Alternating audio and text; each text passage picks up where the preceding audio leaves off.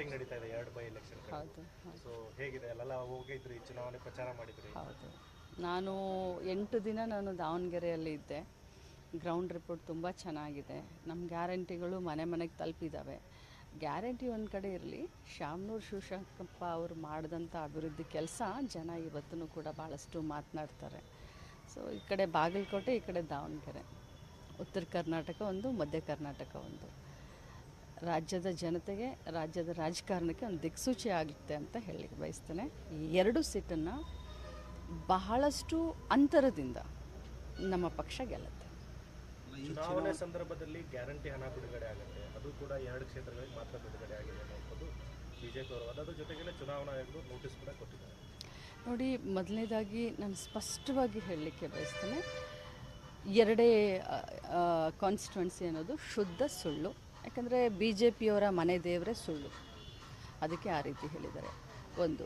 ಎರಡನೇದು, ಇಡೀ ರಾಜ್ಯದ 1,25,00,000 ಮನೆ ಯಜಮಾನಿಗಳಿಗೆ ನಾವು ಯಾವ ರೀತಿ ಪ್ರತಿ ತಿಂಗಳು ಬಿಡುಗಡೆ ಮಾಡಬೇಕು ಅದೇ ರೀತಿ ನಾವು ಪ್ರತಿ ತಿಂಗಳಿಗೆ ಬಿಡುಗಡೆ ಮಾಡಿದ್ದೀವಿ. ಸ್ಪಷ್ಟವಾಗಿ ಹೇಳಲಿಕ್ಕೆ ಬಯಸ್ತೇನೆ, ಕರ್ನಾಟಕ ರಾಜ್ಯದಲ್ಲಿ ಕಾಂಗ್ರೆಸ್ ಪಕ್ಷದ ಸರ್ಕಾರ ಸುಭದ್ರವಾಗಿದ್ದಂಥ ಸರ್ಕಾರ ಇದೆ. 136 ಜನ MLAಗಳಿದ್ದೀವಿ. ಈ 2 ಸೀಟು ತಮ್ಮ ಅನಿಸಿಕೆಗೆ, ಯಾಕೆ ಸತ್ಯವನ್ನು ಮಾತಾಡಬೇಕು, ದಾವಣಗೆರೆ ಬಾಗಲಕೋಟೆ ಹೆಚ್ಚು ಕಡಿಮೆ ಆದರೆ ನಮ್ಮ ಸರ್ಕಾರಕ್ಕೇನು ಅಳ್ಗಾಡೋದಲ್ಲ, ಗಟ್ಟಿಯಾಗಿದ್ದೀವಿ.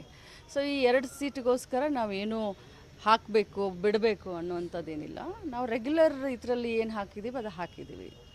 ಆದರೆ ಚುನಾವಣಾ ಆಯೋಗ, ಇಂಡಿಯನ್ ಎಲೆಕ್ಷನ್ ಕಮಿಷನ್ನು ಅನ್ಯಾಯ ಮಾಡ್ತಾಯಿದೆ ಕರ್ನಾಟಕ ರಾಜ್ಯ ಮತ್ತು ಕರ್ನಾಟಕ ರಾಜ್ಯದ ಮಹಿಳೆಯರಿಗೆ. ಯಾಕಂತಂದರೆ ಈಗ ಎಲ್ಲೆಲ್ಲಿ ಇಲೆಕ್ಷನ್ ನಡೀತಾ ಇದೆ, ಎಲ್ಲೆಲ್ಲಿ ಬೈ ಎಲೆಕ್ಷನ್ ನಡೀತಾ ಇದೆ, ಅಲ್ಲಿ BJP ಗೌರ್ಮೆಂಟ್ ಇದೆ, ಅಲ್ಲಿ ಕೂಡ ಗ್ಯಾರಂಟಿಗಳಿದ್ದಾವೆ. ಕರ್ನಾಟಕ ಮಾಡೆಲ್ನ ಕಾಪಿ ಮಾಡಿದ್ದಾರೆ.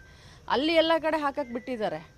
7ನೇ ತಾರೀಕು ಹಾಕಿದ್ದಾರೆ, 8ನೇ ತಾರೀಕು ನಿನ್ನೆ ಹಾಕಿದ್ದಾರೆ, ಮೊನ್ನೆಯಿಂದ ಹಾಕಿದ್ದಾರೆ, 3 ತಿಂಗಳದ್ದು ಮುಂಗಡವಾಗಿ ಹಾಕಿದ್ದಾರೆ. ಅದು ಅವ್ರಿಗೆ ಸಮಾಧಾನ.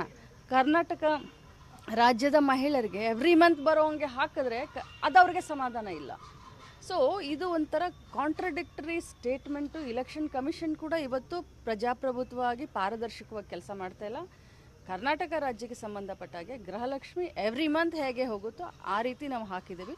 ಸ್ಪೆಸಿಫಿಕ್ ಆಗಿ 2 ಕಾನ್ಸ್ಟಿಟ್ಯುವೆನ್ಸಿಗೆ ಹಾಕಿಲ್ಲ.